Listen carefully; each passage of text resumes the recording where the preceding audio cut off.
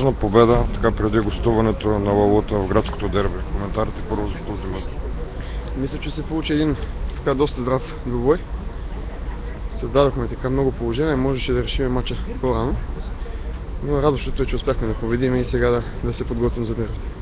Имате ли претенции към съдията? Така и Мари и Сашо Александров протестираха така заради един спестен червен карт. Мисля, че не е моя работа да коментирам съдейството. Има хора, които да го оценяват човека. Ще се запазя какъвто и да е коментар. Какво е настроението с облекалната след този матч, преди този, който предстои? Естествено пък повдигнато. 3 точки вземахме срещу пряк конкурент.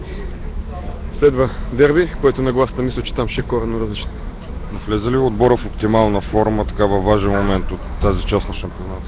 Мисля, че да, с всеки един изминал матч добиваме и самочувствие повече, създаваме голови положения, играем добре, радваме и хората, което е най-важно.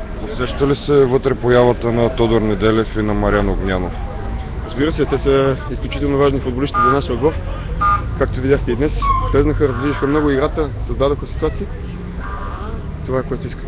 Тежки празненства ще има ли или ще се концентрирате в... Има мачове до края след. Може само, малко вашия треньор каза, че се притеснява така да не се главозамаяте след победата на ЦСКА преди вечното дерби. Мисля, че някой ще допусне подобно нещо. Професионалисти сме и първо след мача тогава.